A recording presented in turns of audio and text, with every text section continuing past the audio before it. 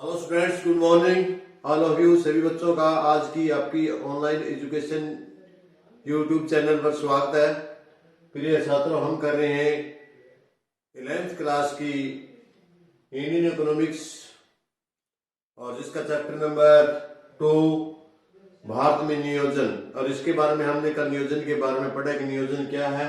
आज उसी संदर्भ में हम आगे बढ़ते हुए पढ़ रहे हैं कि जो पंचवर्षीय नियोजन या जो भिन्न भिन्न प्रकार की योजनाएं बना करके भारत ने 1951 पंचवर्षीय योजनाएं शुरू की थी, तो उन पंचवर्षीय योजनाओं का उद्देश्य क्या है।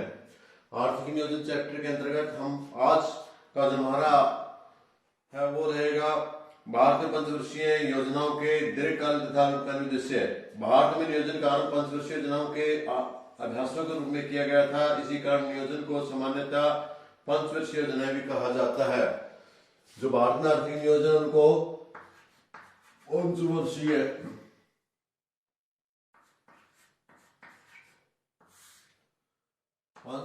योजनाओं, क्योंकि जो योजनाएं शुरू की गई थी 1951 में, तो वे आर्थिक योजनाएं भारत में जो योजनाएं शुरू की गई थी पंचवर्षीय योजनाओं के रूप में की गई थी। इसीलिए इन योजनाओं को हम पंचवर्षीय योजनाओं के नाम से भी जानते हैं।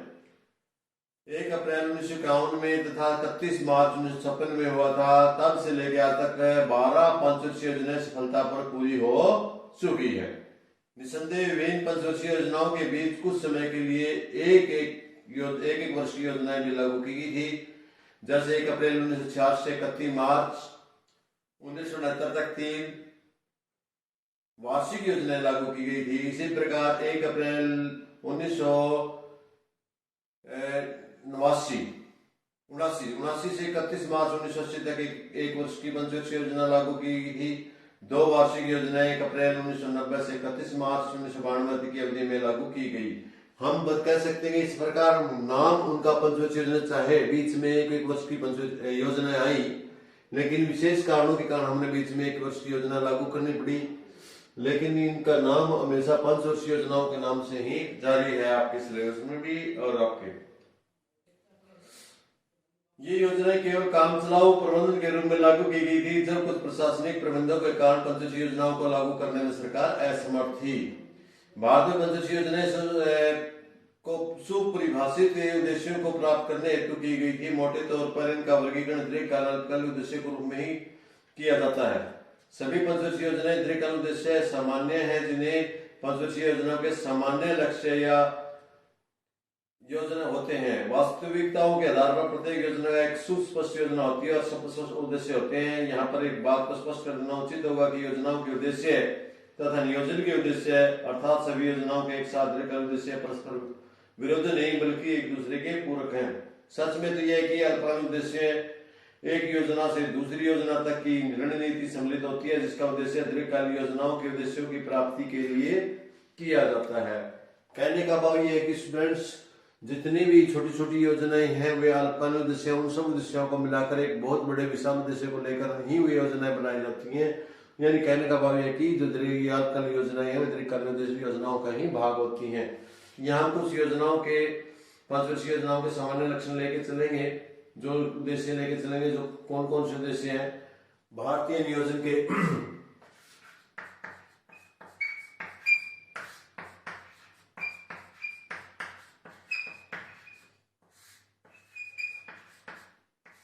पहले हम बात कर लें दीर्घकालीन उद्देश्यों की।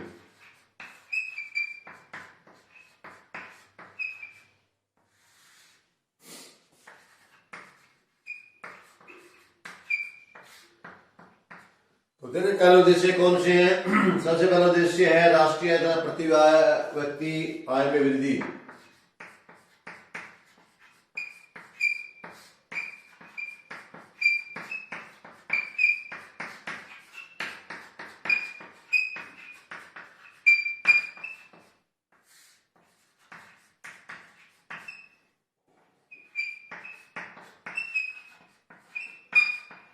स्टूडेंट्स देखिए, सबसे पहले तो ये है कि हमारा जो राष्ट्रीय योजनाएं, विभिन्न प्रकार की योजनाएं लागू करके देश को विकास के लिए बढ़ाया जाता है। उसका मुख्य उद्देश्य ये होता है कि राष्ट्रीय जो हमारा पूरा राष्ट्र है उसकी आय बढ़ाई जाए, उसकी इनकम बढ़ाई जाए, किसी भी सोर्स को जो हमारे पास मौके पर जितने भी संसाधन हैं उनका प्रयोग करके इस प्रकार से उसको सही यूटिलाइज किया जाए कि राष्ट्रीय देश की आय बढ़े, राष्ट्रीय आय बढ़े उसकी।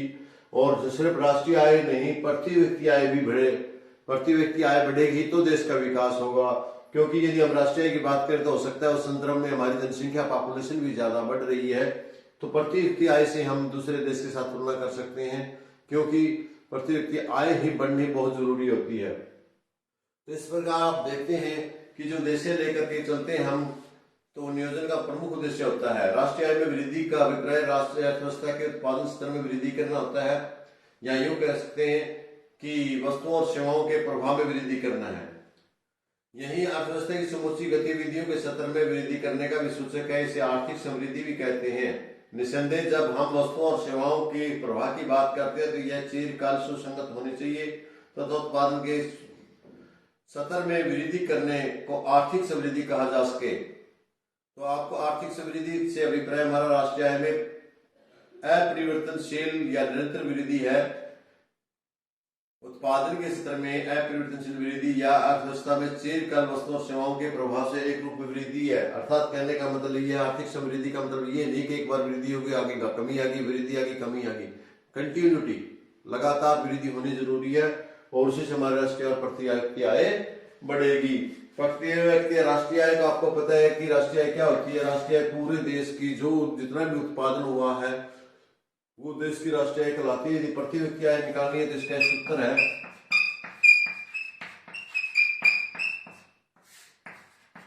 आय बराबर राष्ट्रीय आय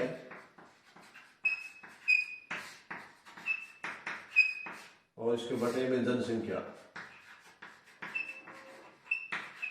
कई बार छोटे प्रश्नों में पूछ भी लिया जाता है सभी बच्चों से कि प्रति व्यक्ति आय का सूत्र क्या है, या प्रति व्यक्ति आय किसे कहते हैं, किसके द्वारा निकाल जाते हैं।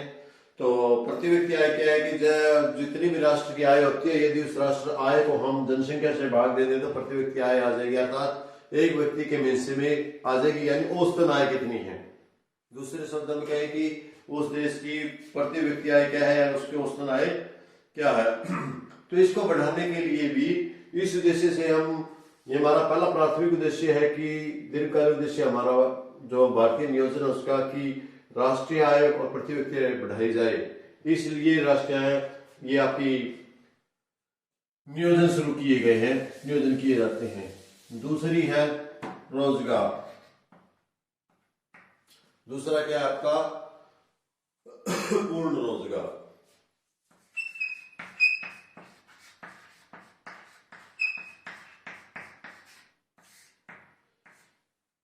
देखिए, इसलिए भी योजनाओं को लागू किया गया कि देश में गरीब देश है, लोगों के पास काम धंधा नहीं है, सिर्फ मात्र कृषि ही उनका पिछड़ा हुआ, पिछड़ी हुई कृषि थी जिससे उनका कोई काम काज नहीं था, लोगों के पास धंधा नहीं था, खाली लोग थे। तो उनको सबसे पहले तो उनको काम चाहिए, तो काम मिलेगा तो रोजगार होगा तो उनके पास इनकम की सोर्स बढ़ेगी और उनका जो जीने का स्तर है वो भी ऊंचा उठेगा। तो प्रिय छात्रों, जो हमारी भारतीय आर्थिक नियोजन थे, इसका मेन उद्देश्य जो लेकर हम चले थे कि जिस उद्देश्य के लिए बनाई गई थी, उनका मुख्य उद्देश्य राष्ट्रीय आय प्रति व्यक्ति आय में वृद्धि था। लेकिन प्रति व्यक्ति आय और वृद्धि आय कब होगी? जब होगी ना, जब लोगों के पास रोजगार होगा। सभी लोगों के पास कोई खाली नहीं होगा, जो काम करना चाहता है उनको काम दे दिया जाए, वो पूर्ण रोजगार। तो सभी लोगों को काम धंधा मिलेगा तो ऑटोमेटिकली से उन लोगों की आय बढ़ेगी तो राष्ट्रीय आय बढ़ेगी, राष्ट्रीय की आय बढ़ेगी तो लोगों का स्टैंडर्ड लाइफ भी बढ़ेगा और देश की प्रति व्यक्ति आय और राष्ट्रीय आय दोनों बढ़ेंगे। तो मेरे ख्याल में पूर्ण रोजगार भी विदेश चयन का मुख्य रूप से लेकर चले थे, और जो आप समझते हैं। इसके बाद है न्यायोचित वितरण। नंबर 3,